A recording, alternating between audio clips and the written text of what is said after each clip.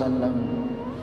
Mengawali daripada kajian kita pada sore hari ini, bertepatan kita di bulan Rabiul Awal, di bulan dilahirkannya baginda Muhammad sallallahu alaihi wasallam, maka kita bergembira. Kenapa? Karena tidaklah Islam sampai kepada kita kecuali lahirnya baginda Muhammad sallallahu alaihi wasallam. Karena kalau tidak lahir baginda Muhammad sallallahu alaihi wasallam, kalau baginda Muhammad sallallahu alaihi wasallam tidak dilahirkan, bagaimana mungkin kita beragamakan Islam? Sementara Islam itu datangnya bersamaan dengan baginda Muhammad sallallahu alaihi wasallam. Kita bergembira, mengungkap rasa syukur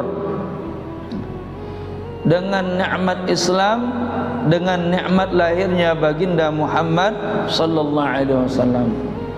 Allah Ta'ala berfirman, "Qul bi fadlillahi wa bi rahmatihi fa bidzalika falyafrahu huwa khairum mimma yajma'un."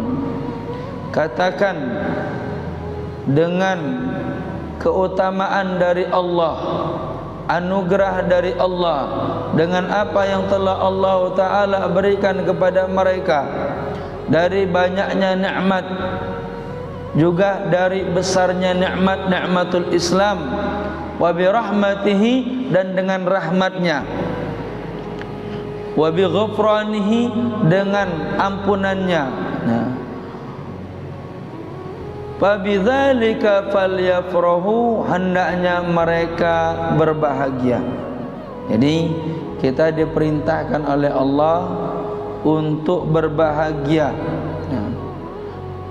atas nikmat yang telah Allah Ta'ala berikan kepada kita, juga atas rahmat Allah Ta'ala. Bagaimana mereka berbahagia atas nikmat Allah, atas rahmat Allah? Huwa khairum mimma yajma'un. Mereka berkumpul mengungkap daripada nikmat Allah. Satu hari Rasulullah sallallahu alaihi wasallam dapatkan para sahabatnya. Faqala Rasul bersabda, "Ma ajlasukum?" Apa yang membuat kalian duduk bareng? Ngumpul-ngumpul ini ngapain ini? Apa yang membuat kalian ngumpul ini? Kata Rasul. Apa yang membuat kalian kongkow? Nah, bahasa sekarang ya.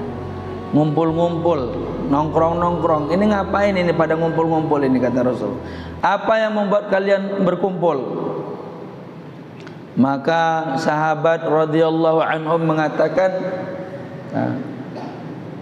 "Ma ajlasna," tidaklah kami duduk ya Rasulullah, kecuali nahmaduhullah, kami memuji Allah, mengagungkan Allah, membesarkan Allah, bicara tentang kebesaran Allah.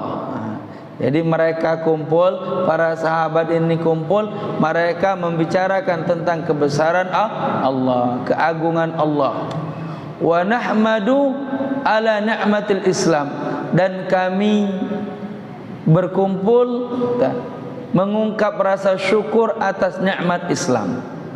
Jadi para sahabat ini kumpul mengagungkan Allah dan mengungkap rasa syukur atas nikmat Islam.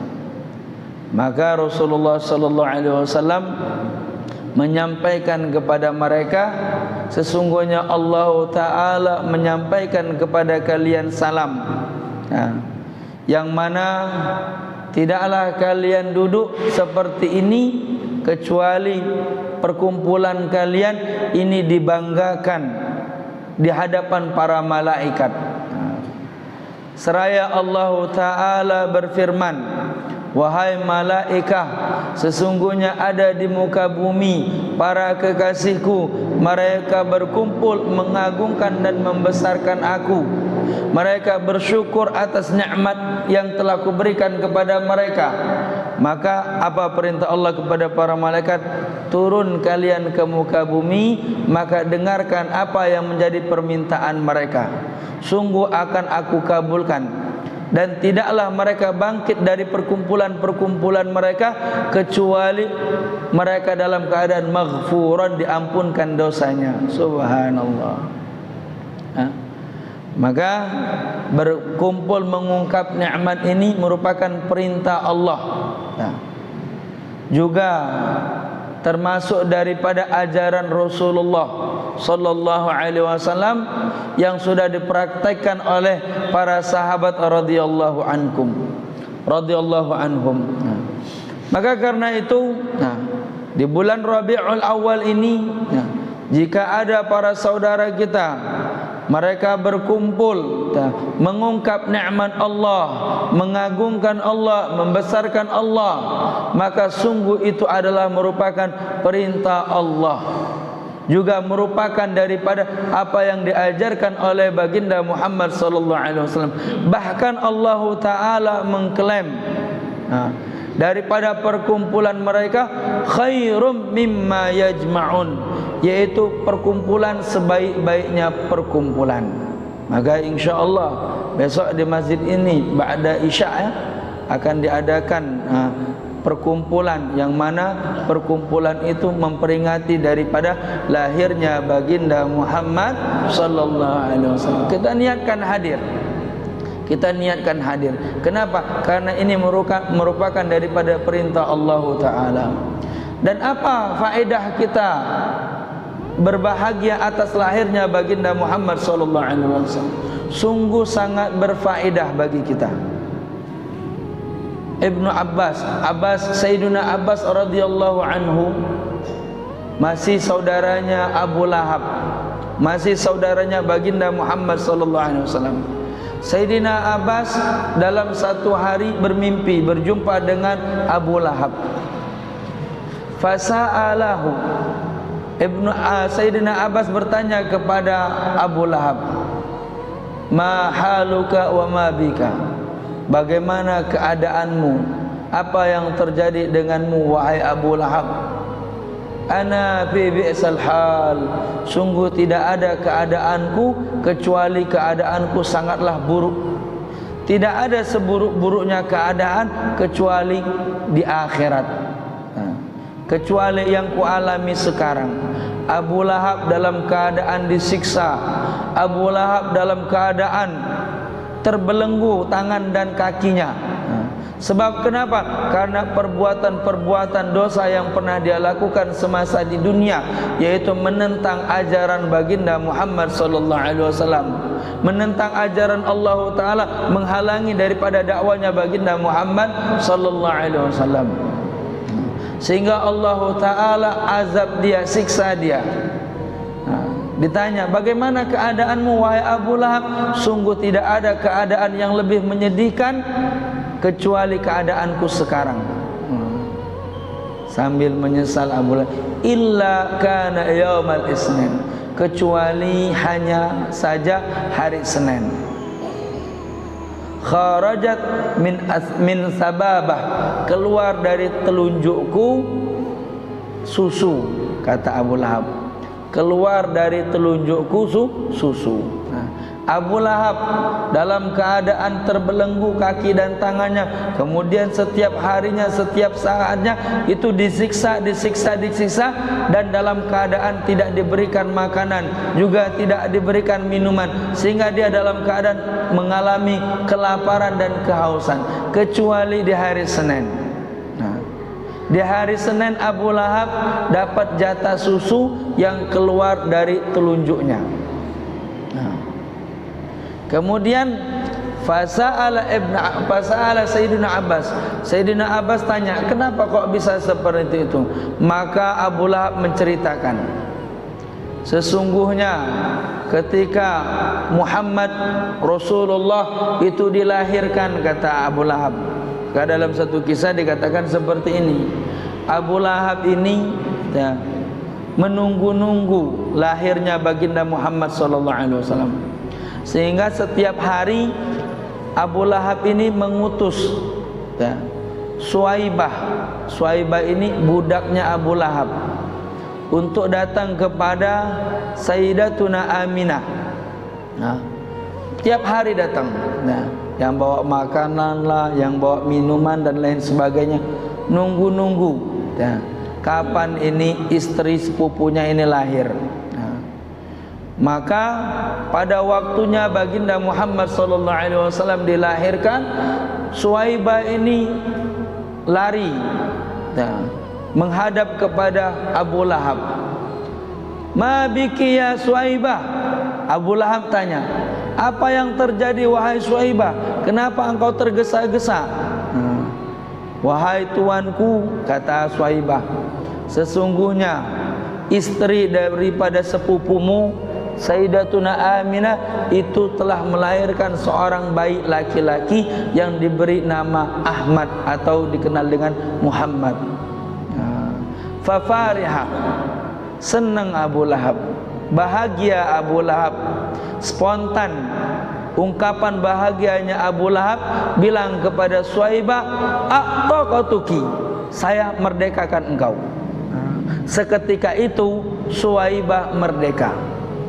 Dan tidak ada rasa yang lebih menyenangkan seorang budak kecuali merdeka. Budak itu hina. Kenapa? Karena hidup dan matinya seorang budak itu apa kata majikannya. Kalau majikannya menginginkan dia hidup, maka dibiarkan dia hidup, dikasih makan, diberikan tempat yang layak, ya.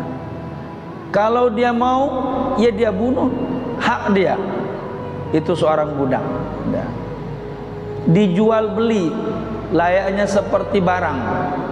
Kalau tuannya udah bosen sama budaknya, dia jual sama orang. Ini saya mau jual budak, nih siapa yang mau? Tuh, tidak ada yang lebih diinginkan oleh seorang budak kecuali merdeka dari perbudakan. Maka di antara lahirnya baginda Muhammad SAW yaitu menghilangkan perbudakan. Lahirnya Rasul, maka nggak ada lagi namanya perbudakan. Nah, jadi spontan Abu Lahab, nah, memerdekakan Suwaibah. Saya merdekakan engkau Suwaibah. Abu Lahab senang lahirnya baginda Muhammad SAW. Suwaibah senang. Kenapa? Karena dia sudah merdeka. Ungkapan rasa senangnya Suwaibah, maka dia langsung menghadap kepada Sayyidatuna Aminah dan bilang, wahai Aminah, biarkan saya, berikan kesempatan kepada saya untuk menyusui Muhammad anakmu. Maka setelah Sayyidatuna Aminah yang menyusui Rasul adalah Suwaibah. Jadi Rasul punya 3 ibu satu persusuan. Yang pertama ibu kandungnya Sayyidatuna Aminah, yang kedua Suwaibah, yang ketiga Halimatus Sa'diyah. Nah, 3 ini. Nah, Suwaibah ini mantan budaknya Abu Lahab. Mantan budaknya Abu Lahab. Nah, disusuinlah baginda Muhammad SAW. Nah, sebab karena itu, wasilah itu, Abu Lahab mendapatkan keringanan azab. Nah, bukan setahun sekali dapat keringanan azab. Bukan cuman di bulan Rabiul Awal, bukan cuman di tanggal 12 Rabiul Awal, akan tetapi di setiap hari Senin Abu Lahab mendapatkan keringanan azab. Sebab kenapa? Karena pernah senang atas lahirnya baginda Muhammad sallallahu alaihi wasallam. Ya. Makanya keluar dari telunjuknya susu. Ternyata ini hasil daripada Abu Lahab pernah memerdekakan Suwaibah, dan Suwaibah punya kesempatan untuk menyusui baginda Muhammad sallallahu alaihi wasallam. Allah tidak melupakan jasanya Abu Lahab. Allah tidak melupakan jasanya Abu Lahab. Nah, dengan apa? Dengan rasa senangnya atas lahirnya Rasul dan kesempatan Suwaibah menyusui Rasul, sehingga Allah Ta'ala memberikan keringanan azab kepadanya setiap hari Senin. Maka di dalam syair Syamsuddin tadi dikatakan, idza kana hadza kafiran jaa dhimmuhu bitabbat yadahu fil jahimi mukhallada ata annahu fi yaumil itsnaini daiman yukhaffifu bisururi bi ahmada. Nah, idza kana hadza kafiran, kalaulah sekiranya ini orang kafir. Abu Lahab orang kafir bukan? Kafir Abu Lahab. Ya. Jaa dhimmuhu, mendapatkan tanggungan. Nah, mendapatkan tanggungan, mendapatkan remisi. Mendapatkan daripada keringanan. Bitabbat yadahu fil jahimi mukhallada, sementara dengan perbuatannya, kelakuannya Abu Lahab ini, dia telah ditetapkan oleh Allah masuk neraka jahanam kekal. Abu Lahab ini kekal di dalam neraka jahanam. Kenapa? Oh, ini kebangetan Abu Lahab ini. Orang yang paling memusuhi Islam dan orang yang paling mencegah-cegah dakwanya Rasul. Asal ada orang masuk Islam ketika itu, ini Abu Lahab yang paling depan. Pokoknya kalau ada orang masuk Islam, langsung Abu Lahab turun tangan. Benci benar dia sama Islam. Ya. Dan kalau Rasul dakwah keluar rumah, itu pokoknya diikutin, dibantu sama bininya. Bininya bikin ini jebakan-jebakan di jalan yang sering dilalui oleh baginda Muhammad SAW untuk berdakwah, sehingga apa? Allah Ta'ala abadikan ya, perbuatan kelakuannya Abu Lahab, dimasukkan ke neraka jahanam di dalam surat Al-Lahab. Tabbat yada Abi Lahab wa tabba ma aghna anhu maluhu, dan seterusnya. Diabadikan dalam Al-Quran. Perbuatannya Abu Lahab ini sudah melampaui batas, memusuhi agama Islam. Sehingga apa? Ditetapkan masuk neraka jahanam kekal. Ata annahu fi yaumil itsnaini daiman, akan tetapi selalu datang kepada Abu Lahab setiap hari Senin keringanan, yukhaffifu anhu lisururi bi ahmada, diringankan azabnya karena pernah senang atas lahirnya baginda Muhammad sallallahu alaihi wasallam. Selalu datang keringanan azab setiap hari Senin, sebab karena Abu Lahab pernah senang atas lahirnya baginda Muhammad sallallahu alaihi wasallam. Tuh orang kafir ini, orang kafir pernah senang lahir Rasul, dapat keringanan azab. Fama dhannu, bagaimana prasangka kita? Bagaimana sangkaan kita?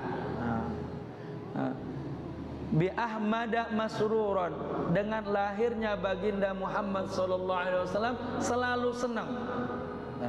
Wa mata muahida, sementara dia mati dalam keadaan bertauhid, mati dalam keadaan Islam. Orang kafir mati pernah senang lahirnya Rasul, dapat keringanan azab. Gimana kalau orang Islam mati sementara sepanjang hidup dia senang? Orang kafir pernah sekali doang senang, lahirnya Rasul, dapat keringanan azab. Gimana kalau umatnya?